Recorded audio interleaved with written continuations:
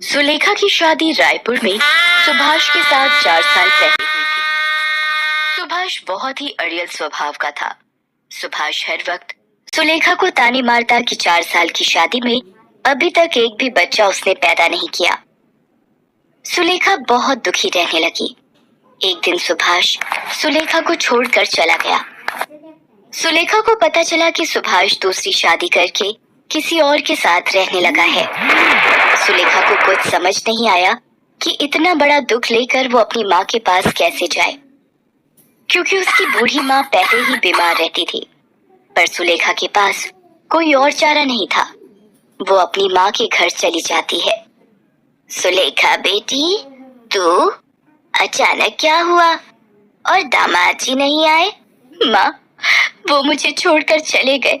उन्होंने किसी और से शादी कर ली क्योंकि मैं उन्हें बच्चा नहीं दे पाई।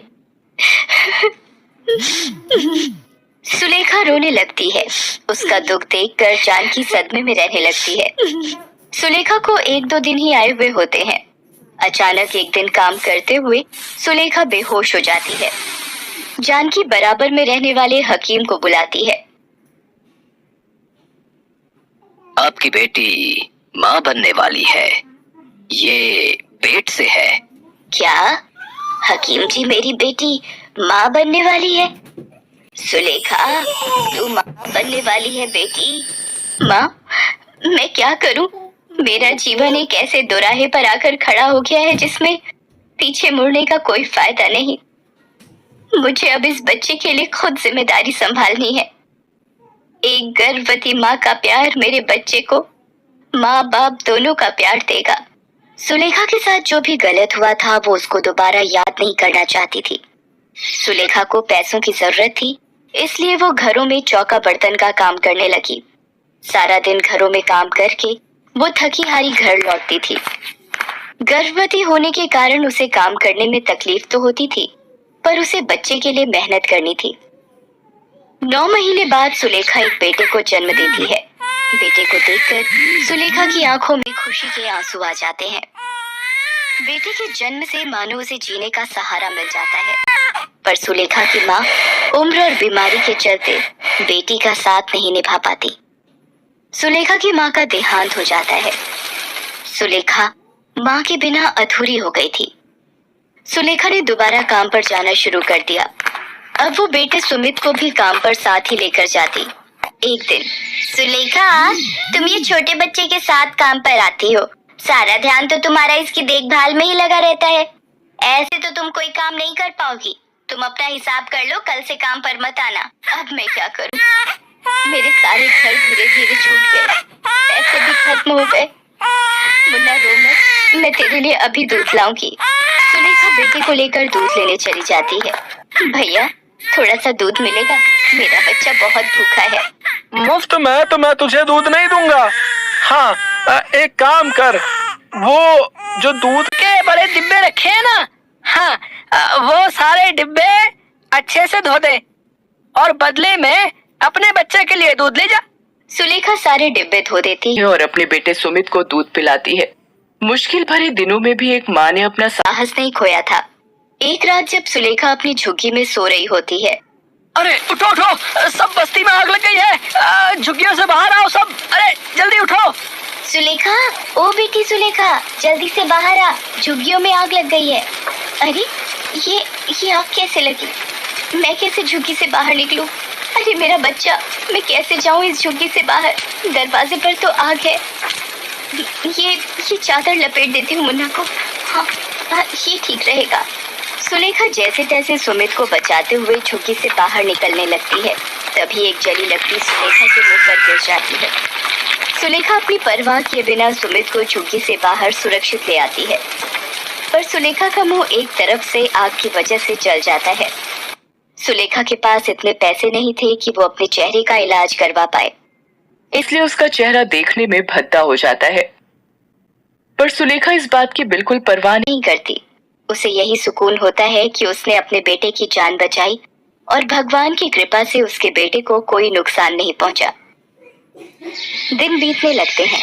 अब सुमित स्कूल जाने लगा था और सुलेखा चाहती थी कि सुमित पढ़ लिख कर बहुत ही बड़ा आदमी बने। इसलिए वो दिन रात मजदूरी करके मेहनत करती रहती थी। एक दिन, अरे राजू आजा। रुक, मैं अभी अपनी कॉपी लेकर आया, तब तक तू कमरे में बैठ। नहीं सुमित, तू मुझे कॉपी यहीं दे दे। मैं अंदर नहीं आ रहा। वो तुम्हारी माँ को देखकर मुझे बहुत डर लगता है और रात को नींद भी नहीं आती। उनका चेहरा बहुत ही डरावना है। अच्छा ठीक है राजू। अरे सुमित, तुम्हारा दोस्त राजू आया था पर घर के अंदर क्यों नहीं आया? वो आपके डरावने और बदसूरत चेहरे से घबराता है। सिर्फ वही नहीं, मेरे सारे दोस्त आपका इतना खराब चेहरा देखकर डर जाते हैं, मानो किसी भूत को देख लिया हो। तभी मेरा कोई दोस्त मेरे घर आने के लिए हाँ नहीं बोलता। आपकी वजह से मुझे बहुत शर्मिंदगी महसूस होती माँ।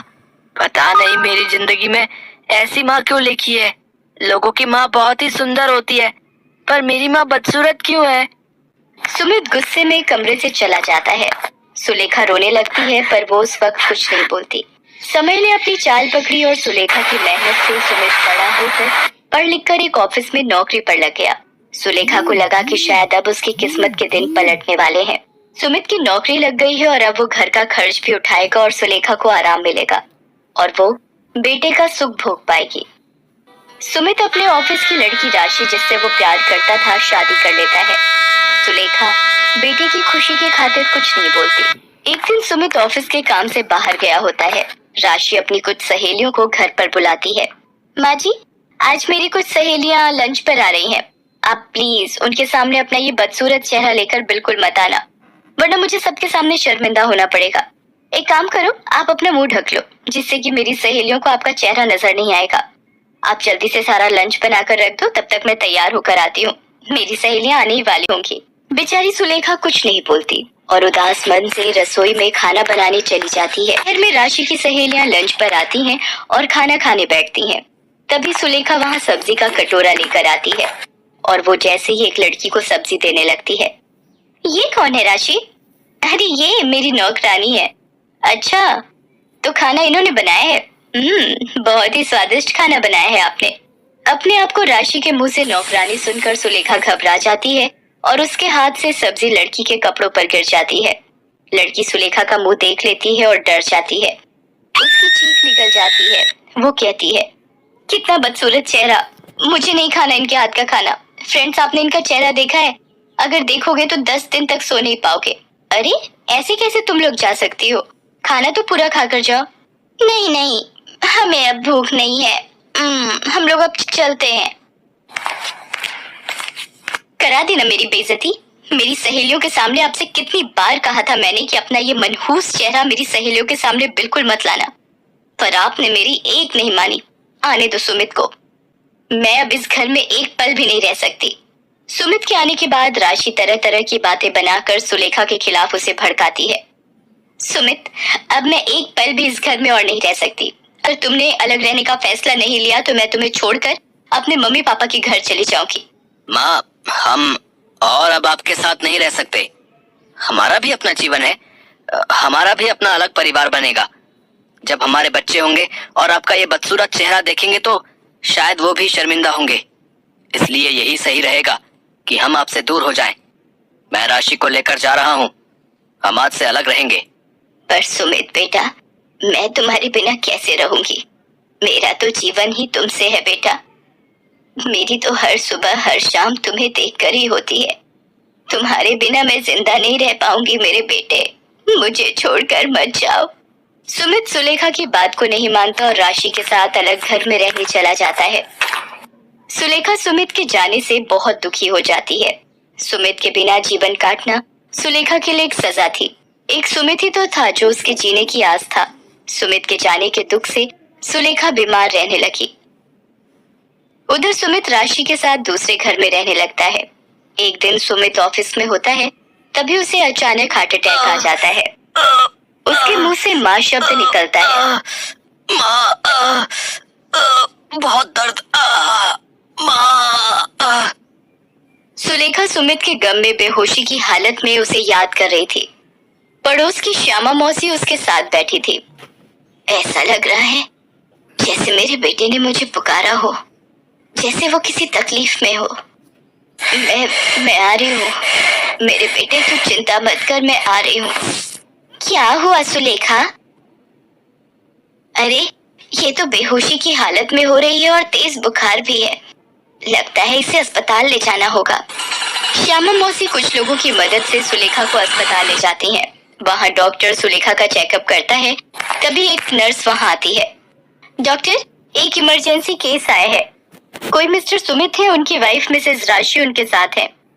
मेरा बच्चा सुमित? डॉक्टर, पहले आप उन्हें देखो, मेरी चिंता मत करो। डॉक्टर सुमित को देखने लगता है। वो राशि से कहता है, देखिए, हमें जल्दी ही एक हार्ट की जरूरत है। इनका हार्ट पूरी तरह से डैमेज हो रहा है। अगर इनका हार्ट नहीं बदला गया तो इनकी जान भी जा सकती है। राशि रोने लगती है। सुलेखा उसे रोता हुआ देख लेती है। वो नर्स से कहकर राशि को अपने पास बुलाती है। राशि, रो मत बहू। मेरे होते हुए मेरे बच्चे पर आंच भी नहीं आ सकती। तुम चिंता मत करो। माँ जी, कहाँ से नया दिल मिलेगा? कौन देगा इतनी जल्दी? अगर सुमित को कुछ हो गया तो मैं जिंदा नहीं रह पाऊंगी माँ जी। राशि रोते हुए सुमित के पास चली जाती है। सुमित की तबीयत का सुनकर सुलेखा की तबीयत बिगड़ने लगती है। उसकी सांस फूलने लगती है। वो डॉक्टर से कहती है, डॉक्टर, मुझे पता है मैं अब नहीं बचूंगी। आप मेरा एक काम करना, मेरा ये दिल मेरे बच्चे को दे दो। मेरे सुमित को बचा लो डॉक्टर, मेरे सुमित को बचा लो। सुमित को होश आ जाता है। डॉक्टर उसे कहता है, ओह गुड मिस्टर सुमित, अब कैसा फील कर रहे हैं आप? सुमित, अब आप बिल्कुल खतरे से बाहर हैं। डॉक्टर ने कहा है आपको कुछ ही दिनों में छुट्टी मिल जाएगी। राशि, मुझे किसने बचाया? मुझे बताओ। मेरी जिंदगी पर उनका बहुत बड़ा एहसान है। सुमित, जब आपको अस्पताल लाया गया उस वक्त आपकी माँ भी अस्पताल में थी।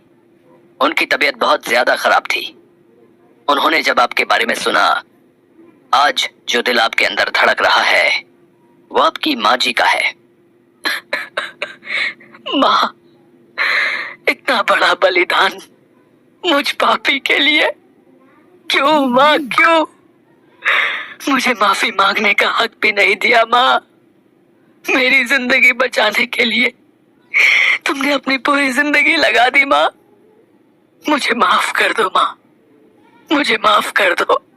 सुमित बेटा, तुम अपनी माँ के बलिदानों का कर्ज जीवन भर नहीं चुका सकते। तुम अपनी माँ के जिस चेहरे को बदसूरत कहते थे, उस चेहरे पर जले का निशान बचपन में तुम्हें आग से बचाते हुए सुलेखा को मिला था। वो खुद आग की चपेट में आ गई थी, पर तुम्हारी माँ ने तुम्हें कुछ नहीं होने दिया। सुमित श्यामा मौसी की बात सुनकर बहुत रोता है। राशि भी अपने किए पर बहुत दुखी थी। सुमित गंगा घाट पर माँ की अस्थियों को प्रवाहित करता है और हाथ जोड़कर क्षमा मांगता है। सुलेखा ने एक बात ये साबित कर दी थी कि एक माँ का कर्ज बच्चे आजीवन नहीं चुका